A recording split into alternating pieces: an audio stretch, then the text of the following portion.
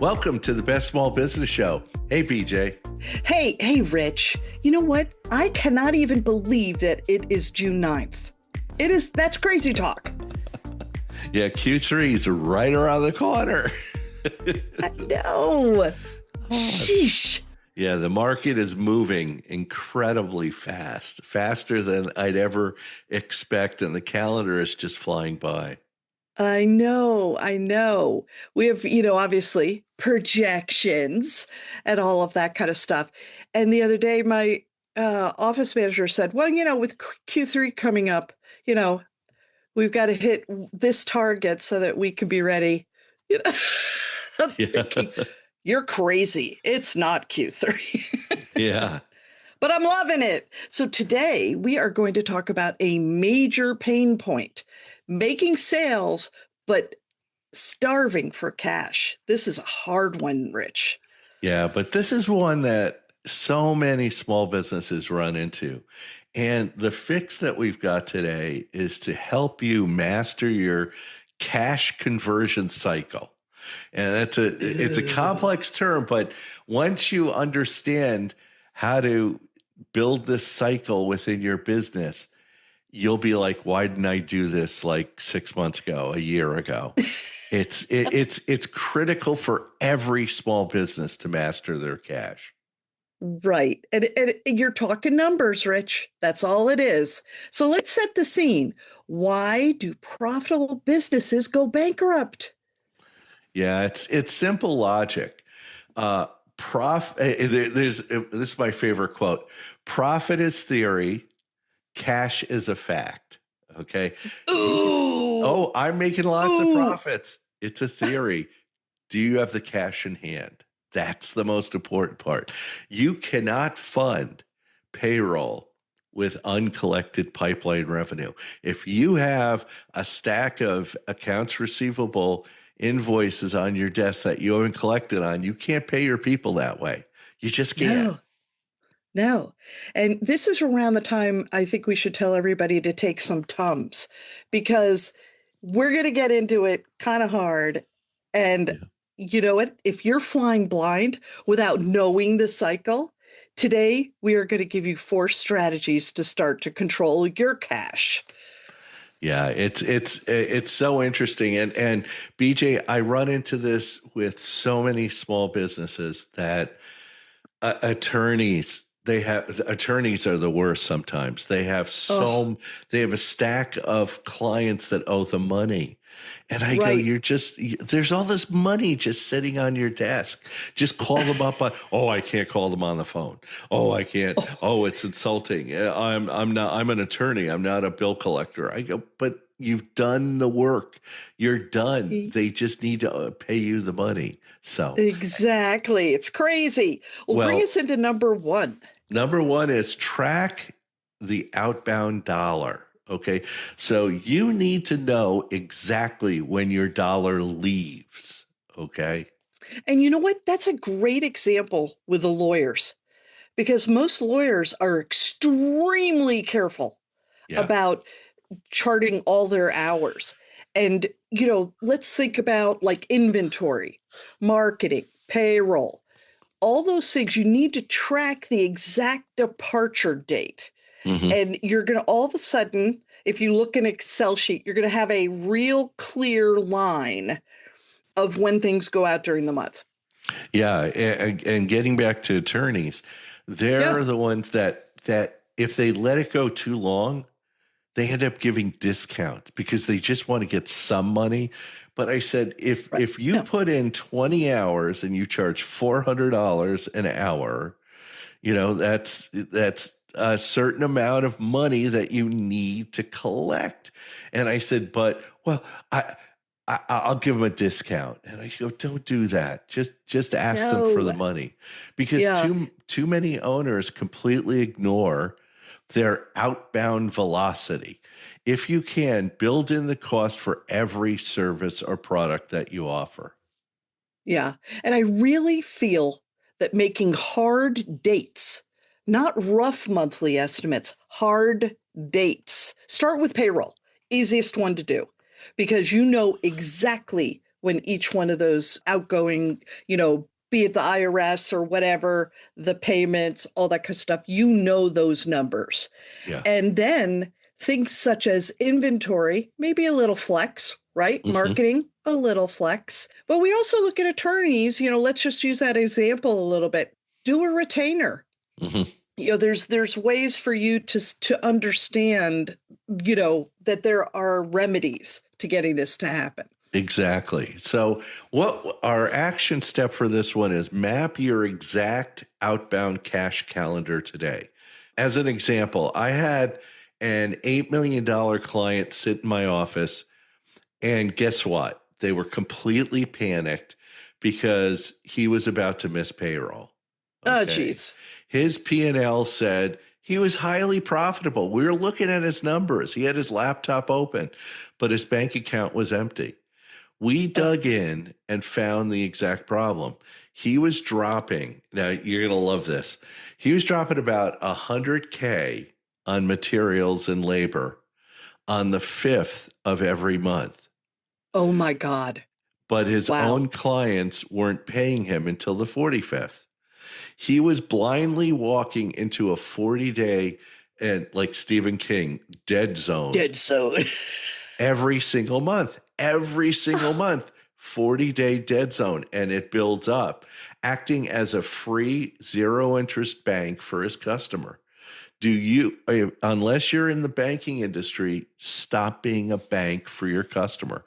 Once we mapped out exactly which day every single dollar left the building, the mystery vanished, and we finally stopped the bleeding. And suddenly he could afford payroll every month. He didn't have to worry about that anymore. Unbelievable. We had a printing source company for a long, long time. And we took advantage of making this type of a cash flow line.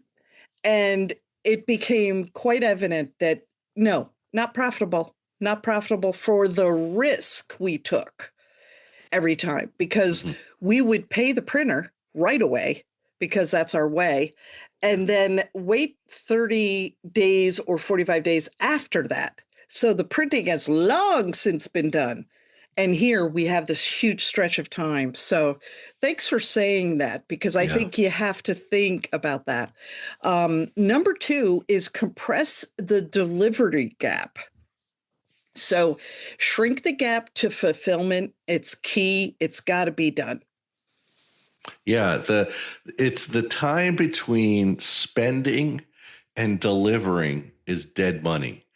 And the minute you learn about dead money, the faster you're going to understand how to fix this problem. Right. And you know what? Speed up your service, move inventory faster. If you can do something where you can deliver, I know it sounds crazy, but if you can deliver 1 or 2 days earlier, it makes a huge difference. Yeah, slow projects and sitting inventory bleed your bank account. This happens a lot with service industries where they've ordered all these materials, for an install, but they're waiting on one part that's going to take 2-3 weeks. Well, Ooch. all that money is sitting on their floor just wasting away, and they could install it today if they wanted to, but they're waiting on one part. So that's where you need to also get good vendors, get good parts ordering people, and that sort of thing to do that. To make this happen. Yeah.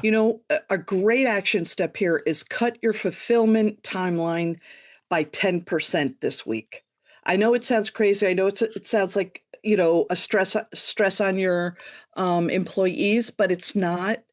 Get them involved. Have them find little pockets of time that they can help get this cut a bit shorter. We Mhm. had a web development we've got it stretched out by a specific amount of days. So every time we will expand it if a client doesn't give us something. All righty. But we don't waver. Absolutely don't waver. We stay at that date because we know we need to deliver and get paid. Mhm. So we have a client who came back to us. I just recently did this for a spring appeal, and she kept delaying things, but I got to have it by May 15th, kept delaying things. And when I said to her, now, bear in mind, we're not going to be on the 15th. And I said this to him a couple of times, but you said, and I finally showed her the Excel sheet and I said, do you see all this fuchsia color? That's every time that you didn't deliver something to us on time. Yeah. And those days add up. Now, Yeah. I shortened them. I was able to shorten it by a half. But if you notice, I can't do it by every single time you didn't deliver something. And Yeah. she was very appreciative. She said, oh my gosh, I didn't realize that it was that bad. And I went, but I did tell you. So Yeah. it's a hard one, isn't it? It's very difficult. And when you have to bring reality to a client, it's eye-opening. It's hard the first time, but after a while you get good at it. And you know what? Clients are adults. They understand. So Oh yeah. we've got a little commercial here. This Oh, podcast is sponsored by New Renew Brand Marketing, a full service agency building strong brands with clarity and vision. Their clients are reaching their potential through innovative messaging, results driven AI research and analytics, and keeping their audiences front and center. Reach out to BJ Flagg at newrenew.com today. and by the way, this podcast is also sponsored by Rich G Business Coaching. Are your sales going through the roof, but your bank account is empty? Rich delivers bulletproof strategies to fix your cash flow and help your business grow 15 to 20% each year. And that's a fact. Stop letting a broken cash cycle bankrupt your profitable business. Schedule a quick chat with Rich at richg.com today. He will diagnose your exact bottleneck and you'll leave with insight and immediate action steps. So let's get back into it. Number 3 is ruthless receivables. This is my favorite. Stop acting like a bank for your clients. Are you a bank? Do you have tellers? Do you have Oh an my God. ATM? Do you have a deposit drawer? No, you don't. But for some Yeah. reason, you're a bank for your clients. So, you know what? Net 30 is a suggestion. Yeah, no. Net 60 is a disaster. You Yeah. have got to bring it back. Think Yeah. retainer, think in advance, think a way for you to receive a deposit. You got to think ahead. Yeah. You need your cash.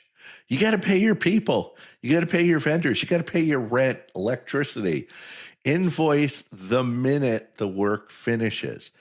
In fact, I've told a number of clients, if you let them know, offer a small discount if they pay upon delivery. So if you're delivering something to them and they have a check ready, say, I'll take 5% off the bill. And Yeah. you wouldn't believe how many clients have a check ready for you. And Oh that's yeah. money in your hand. We do it as a value add. So if they pay us on delivery, we push it and say, you get 5% off your next bill. Yeah. And boo, it happens, man. And it's Yeah. just so nice. And it also builds a relationship. And I always tell them, don't forget, you have 5% off. So it just increases a good behavior. Yeah. But listen, you have to follow up relentlessly. Don't accept late payments. This is Yeah. not what you should be doing. Yeah, I'm really sorry. We had work done on our house, and once they were done, they were like, we're all set. And they were standing there for a check. Oh, yeah. Here's the check. And I was just like, this is a huge job. And so I'm a nice guy. I threw in an extra $100. And I said, take your wife out to dinner tonight. And he was like, wow, thank you so much. But it's like they're standing there for the check because, and you know what? They went right to the bank and cashed it immediately. So I love it. action step for this one is switch to upfront deposits or auto billing tomorrow. Okay. I had a client. Now you're going to love this. It's a great one. Uh, it was an accounting firm. Oh, to No boot. Okay. way. Is Oh an my accounting God. firm with $400,000 locked up in accounts receivable Oh simply my God. because he was afraid of annoying his customers. Okay. Do you love that word annoying? I always say take the words bother, annoying, pester out of your vocabulary. They owe Wow. you money. They owe you $400,000. You're not annoying them. They're just counting on you not calling them. He'd finish a massive project, wait 2 weeks just to send the invoice, and No then way. let them ride for another 60 days. Let's do the Oh my math. Two God. weeks is 14, 60 days. That's 74 days of no money. No money. Right. That's over 2 months of having to pay payroll from where? From somewhere. Yeah. And also, Yeah. you're not including the days it took to do the project. Hmm. Okay. That's another 2 months. I So told him, yeah. they're getting a break. I told him, you are a business, not a free lending institution. You're not a credit union, okay? We completely overhauled his process on the spot. We Oh, instituted 50% upfront deposits and switched to auto billing on the exact day the work was finished. Get their credit card. He was terrified his clients would leave. Terrified. Okay. oh no. Guess what? Not a No. single one pushed back, and his Get cash out. flow crisis evaporated overnight. It was Come amazing. on. I have to say that's impressive. Yeah. Absolutely impressive. All right, number 4 is stretch your payables. Okay. So now we're going to talk about in the reverse here. Keep cash in your hands longer. So we were so focused on the money that you were trying to bring it, trying to bring in. Now we need to do it the other way. We also Mhm. have to be super conscious with your vendors and any type of, you know, um, inventory issues or things like that. Mhm. So negotiate terms with your vendors. And if you can, push for net 45. So then on the opposite end, you have a little leeway to have to pay them. But I wouldn't do 45. You're just making it bad for them. Pay them after 15 days or 30 days, and Yeah. 45 if money's tight or business is down a little bit. But Yeah. push for net 45. Hmm.